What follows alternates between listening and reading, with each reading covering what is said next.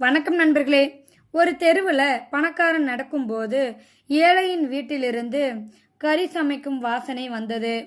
அந்த வாசனையை அவனால் கடந்து போகவே முடியவில்லை. அப்படியே நின்று விட்டான். தற்செயலாக ஏழை வெளியே வர பணக்காரன் அங்கு நிற்பதை பார்த்து வரவேற்றான். அந்த ஏழையின் வீடு பிடிக்காவிட்டாலும் வீட்டிலிருந்து வந்த உணவின் மனம் பணக்காரனை உள்ளே போக சொன்னது. போய் தரையில் விரிக்கப்பட்ட பாயில் அமர்ந்தான். என்ன, உன் வீட்டில் கறி வாசமாக வீசுகிறது? ஆமா ஐயா, கொஞ்சம் பட்டையும் ஏலக்காயும் கிராம்பு மிளகும் இஞ்சியும் பூண்டும் தூக்கலாக போட்டு நல்லெண்ணெய் ஊற்றி வைத்த காரணத்தால் இருக்கலாம். நீங்கள் சாப்பிட்டு விட்டு போங்கள். பணக்காரன் தலையசைத்தான். இலையில் சோற்றை வைத்து கட்டியாக வைக்கப்பட்ட கறி குழம்பை ஊற்றினாள். ஆசையாக பணக்காரன் ஒரு வாய் கறியை எடுத்து வாயில் வைத்தான். இது என்ன கறி? சுவை அருமையாக உள்ளது. ஐயா, இது முயல் கறி. முயல் கறியா? முயல் கறி உனக்கு ஏது? விலைக்கு வாங்கினாயா என்று சொல்லி ஆசையாக ரசித்து சாப்பிட்டான் பணக்காரன். ஏப்பம் விட்டு நன்றி சொல்லி வெளியே வரும்போது தெருநாய் ஒன்று ஏழையின் வீட்டு வாசலில் படுத்திருந்தது. சீ, நாற்றம் பிடித்த நாயே, நீ இங்கேயும் வந்து விட்டாயா? இந்த சனியனுக்கு நான் தினமும் எச்சில் உணவை வைப்பேன். வாசலில் காவலாக காத்து கிடக்கும் என்றான் பணக்காரன்.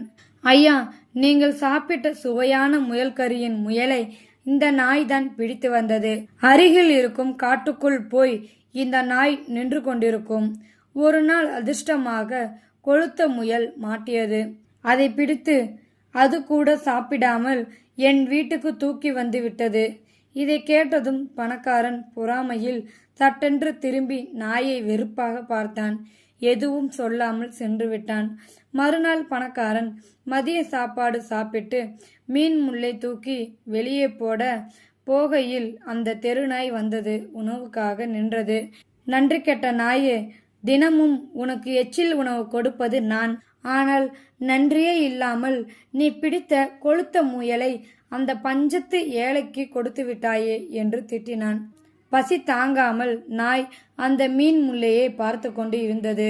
உனக்கு கிடையாது போ என்று கல்லை எடுத்து நாய் மீது எரிந்த பணக்காரன் முல்லை காக்கைகளுக்கு வீசினான்.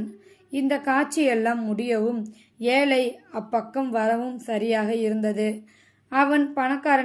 அவன் பணக்காரனை சட்டை செய்யாத அவசரத்தில் இருந்தான்.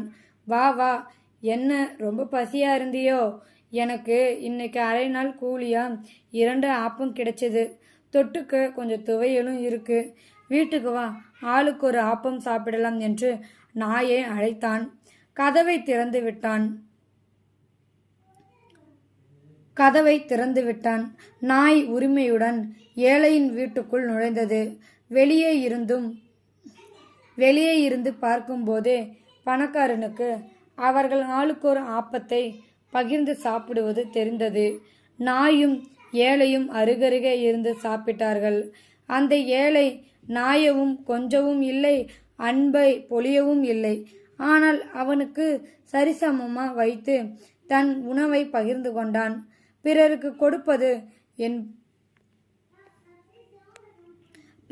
கொடுப்பது என்பது தன்னுடைய உணவில் மிஞ்சியதை தூக்கி எறிவது அல்ல. தன்னுடைய உணவை வா பகிர்ந்து சாப்பிடலாம் என்று நட்பாக கொடுப்பதுதான் என்று உண்மையை பணக்காரன் உணர்ந்தான். அந்த ஏழையின் மதிப்பான அன்பிற்கு பரிசாகத்தான் நாய் கொழுத்த முயலை வேட்டையாடி அவனுக்கு கொடுத்திருக்கிறது. தனக்கு கொடுக்கவில்லை என்ற பெரிய உண்மையும் தெரிந்து கொண்டான். இந்த வீடியோவில் கருத்து உங்களுக்கு பிடிச்சிருந்தா கமெண்ட் பாக்ஸில் கமெண்ட் பண்ண கூட உங்கள் ஃப்ரெண்ட்ஸுக்கு ஷேர் பண்ணுங்கள். இது வரைக்கும் நம்ம சேனல் சப்ஸ்கிரைப் பண்ணுங்கள். தேங்க்யூ ஃபார் வாட்சிங்.